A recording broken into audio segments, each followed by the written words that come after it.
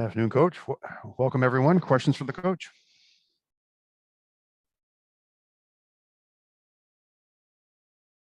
Any update on Robert? Robert's out. Now, Yes.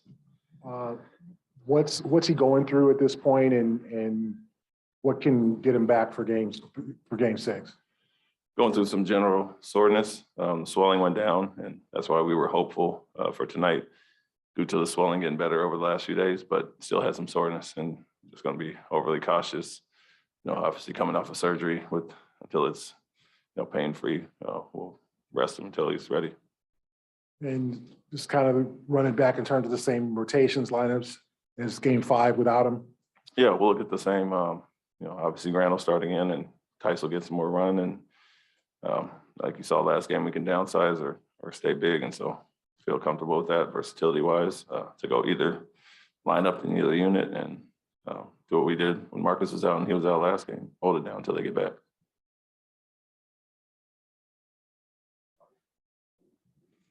Speaking of that smaller lineup, it felt like you kind of had to go to that necessity last game with the foul trouble and everything else. What do you kind of see out of them, and how could that factor into this game?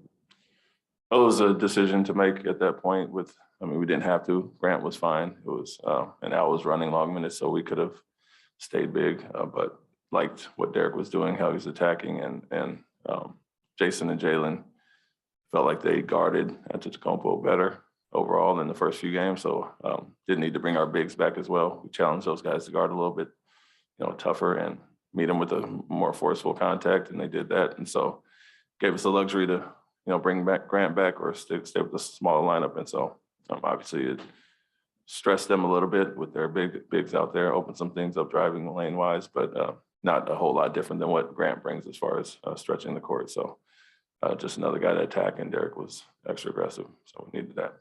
What's the feedback you've kind of gotten on Rob? Like, what's sort of the steps he has to take to, get back out there? And I think you said it was kind of a normal response to surgery. Like, is there any concern about it?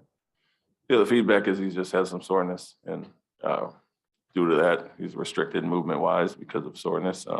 Swelling has gone down, which is a positive, obviously. But what I said last game was it's not unexpected coming out of surgery. When you increase your minutes at some point, you'll have some soreness or possible flare-up. And so I think with the 3 days off in between, he had soreness after certain games, but you get that extra rest time. And now with every other night now we're being more cautious. If he has any kind of pain or swelling, which the swelling went down, we'll hold him out until he's ready.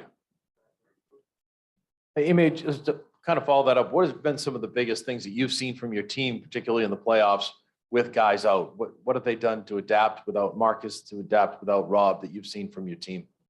Guys have stepped up. I mentioned it quite a few times that we went through some things early in the season and got a chance to play different lineups and rotations and have other guys step up. And it's the luxury of Daniel coming on trade deadline, a guy we're confident in playing there, can obviously flip Grant to the starting lineup or bring him off the bench still and downsize.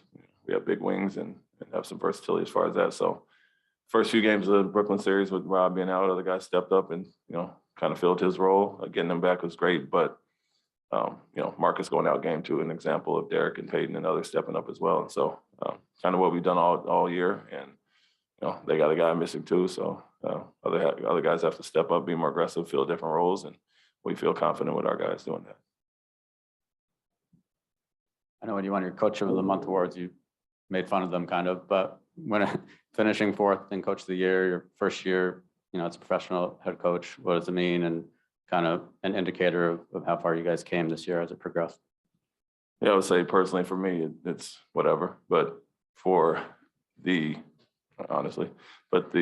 team, it means we did well and made some strides. And so you get recognition as far as that. Like I said about the Coach of the Month thing, it's, a reflection of what we're doing as a team. And so if you want to say what I think about it personally, if we got off to a better start, it'd be a better result for me. And that would be, our team would be doing better. So we'll try to hit the ground running next year.